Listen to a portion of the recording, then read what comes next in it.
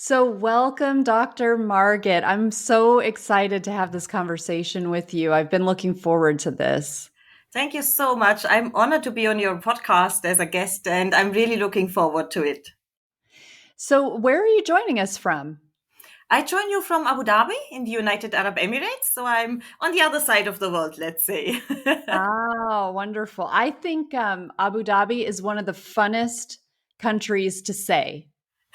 It's fun. Abu Dhabi, like it's just fun. The It is sounds actually. are they just sound, those words sound so good together. I could say that all day.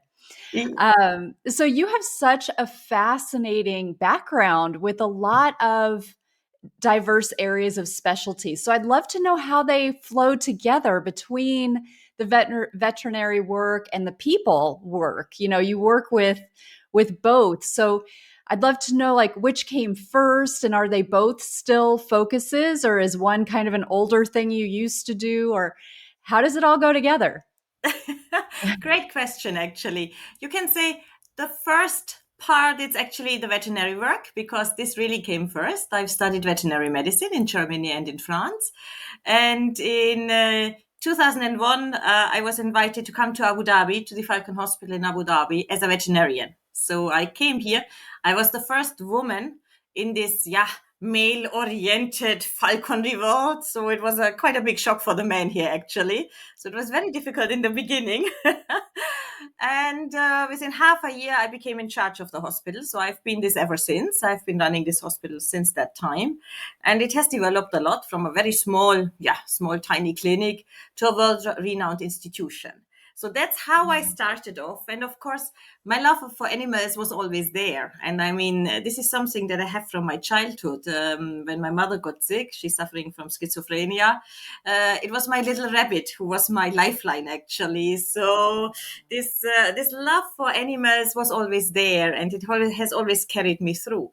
So through my veterinary career, of course, I've done so much with animals, and it was just beautiful, actually. So that's why I've written a book, an award-winning book, Your Pet, Your Pill: 101 Inspirational Stories about how pets lead you to a happy, healthy, and successful life, because they can do so much for us. And then, the more I moved ahead, the more people started asking me, can you help me with my problems? And can you somehow get these things sorted out? So I somehow slowly went into this kind of coaching, and I started with life coaching, and it was really interesting, but it wasn't, let's say, 100% for me. And then somehow, I said, it's not really the perfect fit. And then I went into mental health coaching, and it was fascinating. I mean, we talk in your podcast a bit also about spirituality and, these things, how they flow. And for me, when I signed up for my mental health coach training, it was amazing because I signed up on a Tuesday. The course started on Friday, which I didn't know, and they had one single place left. So there was Oh, only one wow. slot left, which was my slot. So it was meant Wow. to be. Yes. And it was just fantastic. So I went into mental health coaching, and I really love it because you can do so much with it, and the results are amazing. I specialized in inner dynamics, and the change that you see in people once you help them through whatever problems they have, and I specialize especially in childhood trauma, it is absolutely fascinating to see. So now I'm still having the veterinary side, but it's a lot more coaching now, and it's really going towards this direction because it is beautiful to see what you can do. And in the same time, I'm also looking to combine the animals with the coaching. So in future, I will be combining it with coaching with horses and coaching with animals additionally. So I'm also a Wow. certified holistic horse coach for horse guided empowerment for people. So then it all comes together. So it was a long way, but yeah, it Yeah. all fits like a puzzle now, which is beautiful to see. Yes, I love that. I mean, I love there's just this overarching um what you're wanting to just help. I mean, this is the way that I see it, where it's Yes. like I've got these gifts to be able to help, and sometimes those gifts, are used on animals, and sometimes they're used for humans, and sometimes they overlap. but there's this, definitely a thread that's thread, woven through all of that. So that's Yes. amazing. I definitely want to go back. Help me remember to go back to the falconry. Um, but you mentioned the mental health coaching, and I'd love to just have you explain a little bit about what that is, because I would think, like, is that therapy? Is it psychology? Is it like, and what would be the difference? That's a good point because mental health coaching is a very new part of life coaching. It's, you can say, the most advanced part of life coaching, and it's really directly bordering to psychotherapy.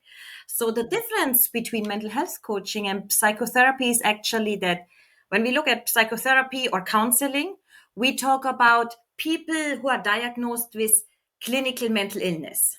So this is where mental health coaching stops. So we talk with people and we treat people actually who have mental, you can say mental health disorders. So not clinical cases, but those people who have mental health concerns, mental health disorders. And this is then where we stop. But what's the beauty of mental health coaching is that I'm specialized in inner dynamics. So it's not just like a kind of talk therapy. You just talk and you question and answer like in normal life coaching. It's completely different. It's a bit similar to internal family systems, which means when we talk about inner dynamics, we go really, really deep, which means, sometimes you say just unconsciously, a part of me would like to go to the movies. But another part of me is just lazy. I want to be a couch potato today and I just switch on the TV. So the moment you say one part of me wants to do this and another part wants to do that, you unconsciously say that you have different parts inside yourself that are actually in a conflict. One part wants to do this, Mm. the other one that. So that's what we are working on in inner dynamics and mental health coaching. So we are looking to identify those parts that you have, and you can have 5, you can have 10, you can have 20, you can have many. It's changing also over time. And those parts are separated into parts that are trying to protect you. They try to protect you from, let's say, a pain or hurt that you have experienced before. So this part doesn't want you to be hurt again. So it tries to really create a kind of protective shield around you. And those protector parts are actually, yeah, protecting other parts that had been hurt before. Maybe in your childhood when you experienced some kind of trauma, or even in your adulthood, but something that's causing a real big pain for you. So those parts are very vulnerable.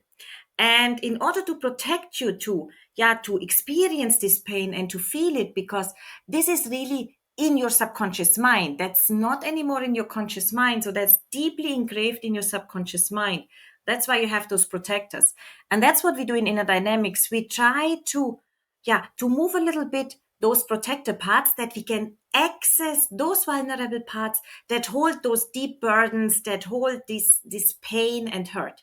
And once we Mhm. start accessing those, then we can start to create a healing process for them. And once we create a healing process, then these burdens are lifting. They lift from your heart, they lift from your shoulders. And that's then the moment when the client says, it's like a stone is falling from my heart, some kind of burden is falling from my heart. They can really feel it actually. And that's really beautiful to see. And once you come to this state, then you can achieve this kind of inner peace because you reach to this most inner self where you are, which means other people might call it soul, you might call it inner self.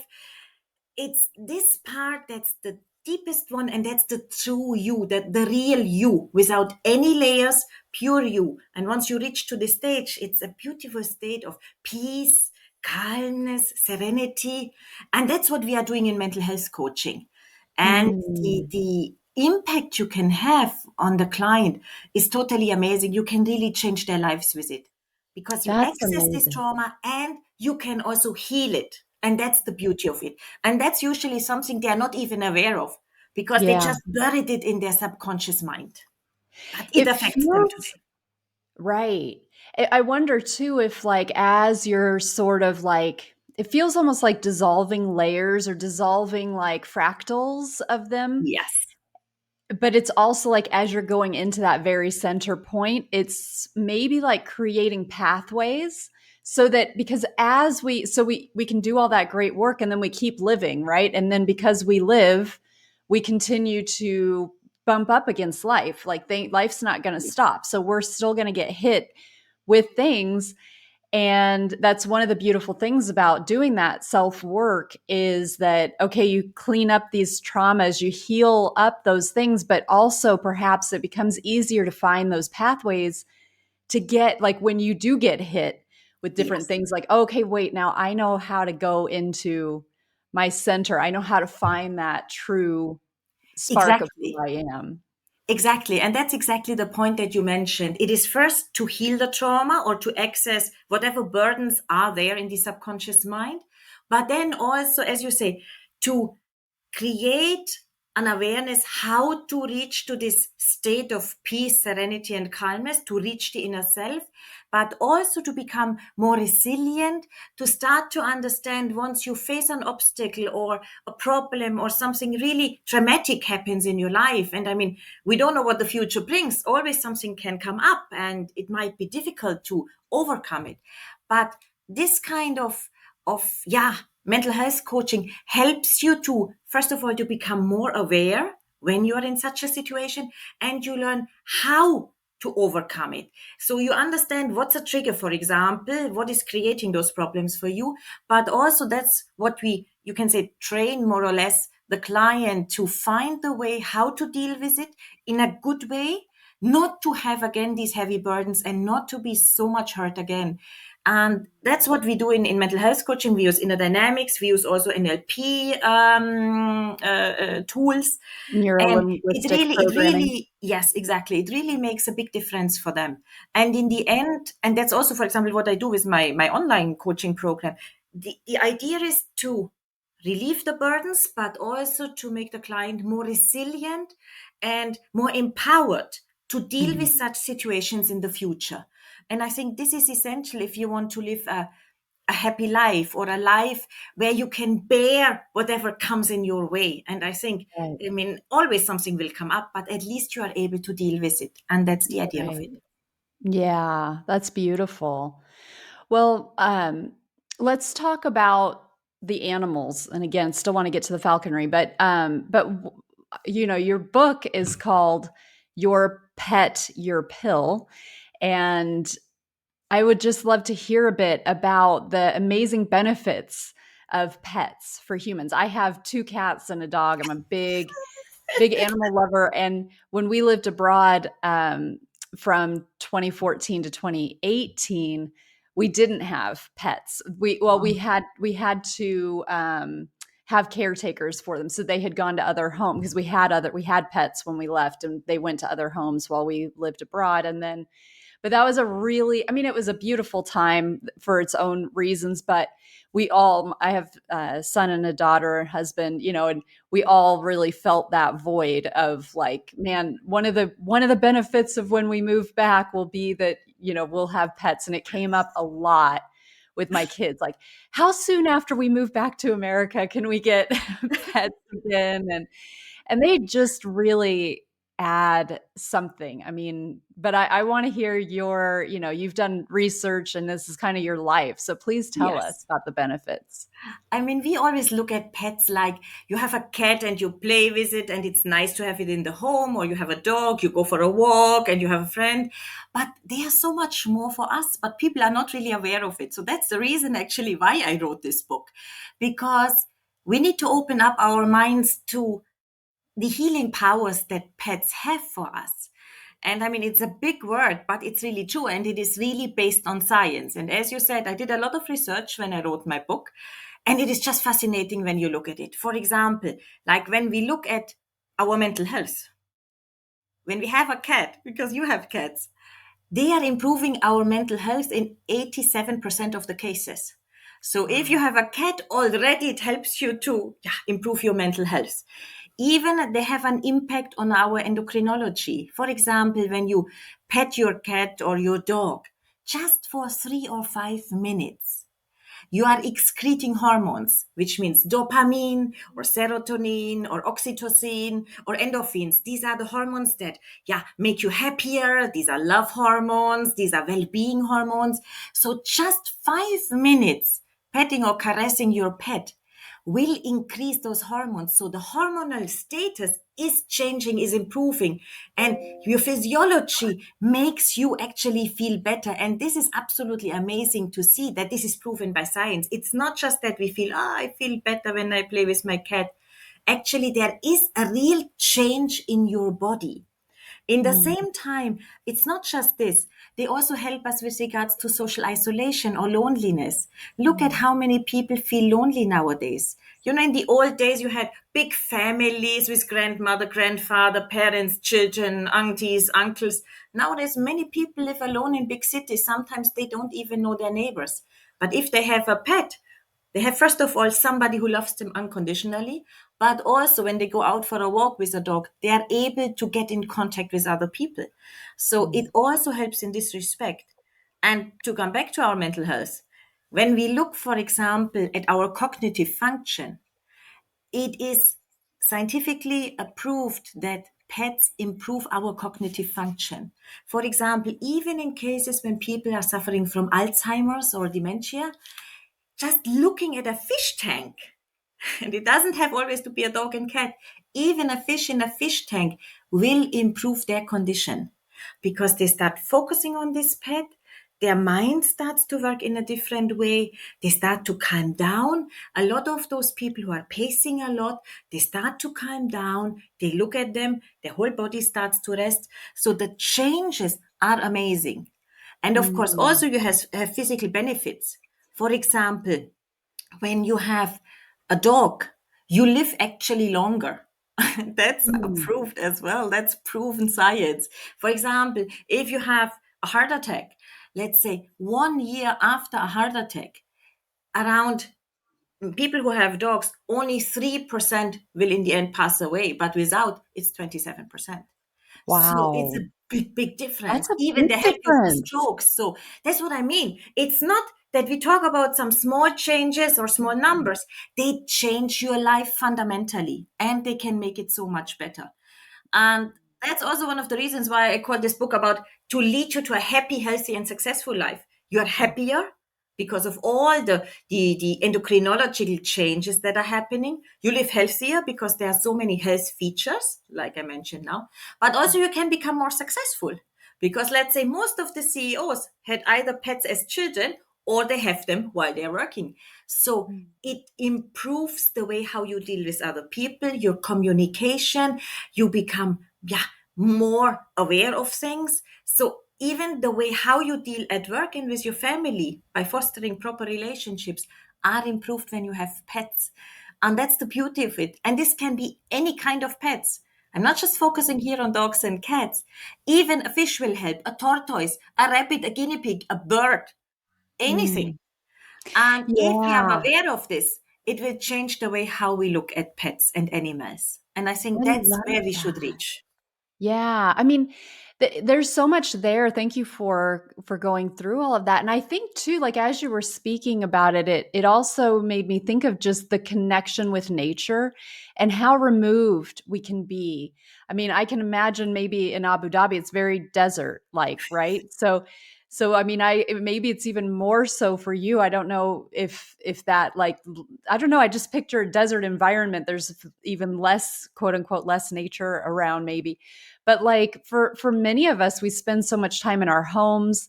We're entering into we're in the autumn now and it's starting to cool off. So everybody where I am, we're all aware like winter's coming, we're going to be inside a lot.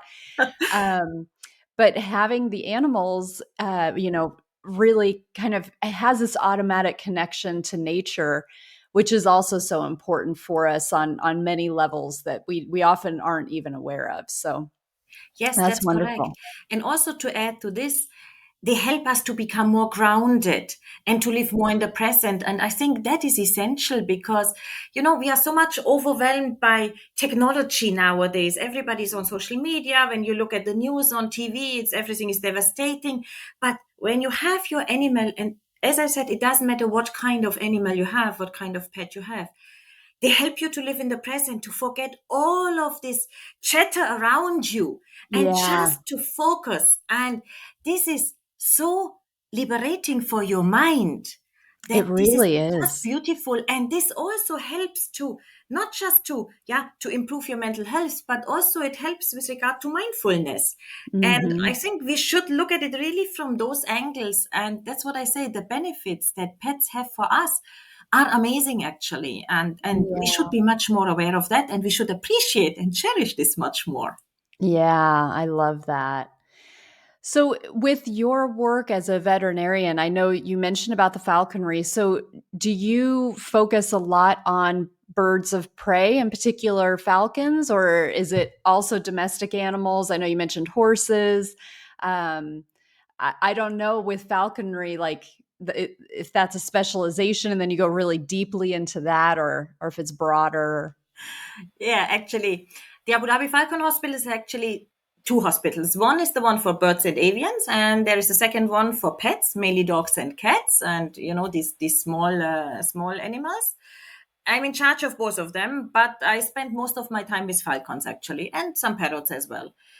Falcons are really different. As you say, it's not just like normal avian medicine. You have to go really, really deep because they look so huge and big and majestic, and they are, but also they are extremely delicate. So, this means as a veterinarian, you have to have a kind of instinct of what's going on because you don't have a lot of time. For example, if they just eat some kind of wrong food, they could actually pass away within another 5, 6, 7 hours. So you have to be very fast and accurate in your diagnosis.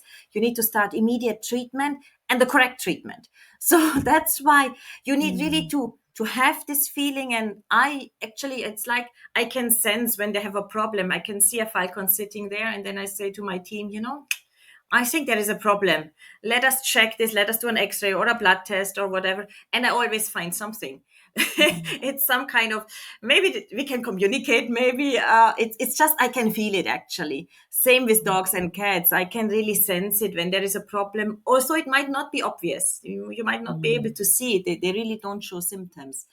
But that's why it's interesting to work with falcons, because they can even hide their symptoms until the very end, because although all falcons here are coming from captive breeding centers, they still have the instinct of a wild falcon. So this means Yeah.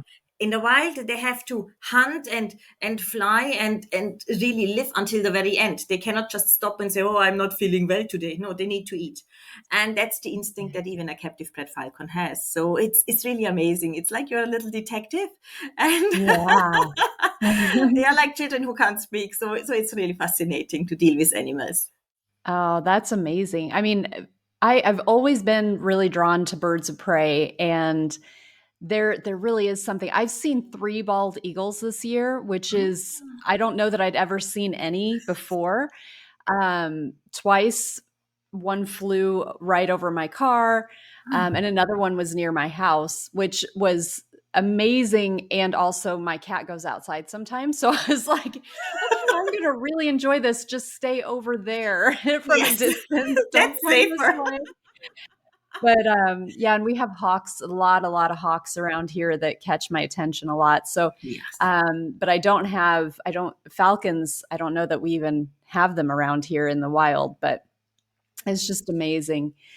Um, well, how can people find out more about you and learn about, if they're interested in mental health coaching, going down that path, or talk again about your books?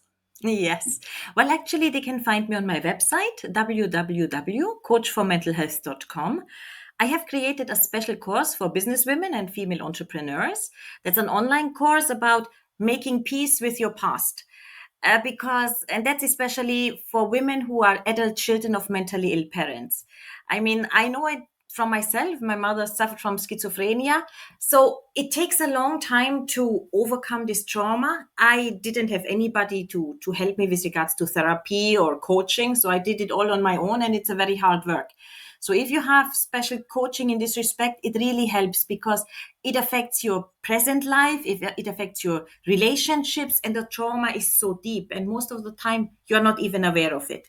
So that's why I've created this course, because I've seen so many women actually suffering from this problem. And once you talk to them, they say, oh my God, yes, it's the stigma of the disease. It is that I'm feeling that it was my fault. I feel so guilty. So in order to help them, I have created this course, and you can find it on the website. In the same time, it's interesting because we spoke about mindfulness before. Each course module is accompanied by a special meditation.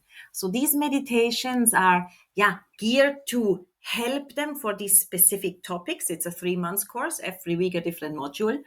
And it should really help them to clear up these problems in a better way. So I also host a mindfulness group where we do mindfulness and meditation. And of course, yes, my book, Your Pet, Your Pill. It's also on the website. You can also find it in Amazon. And these are really, really heartwarming stories, and people really like it. It has won a lot of awards in America, actually. Oh, And wonderful.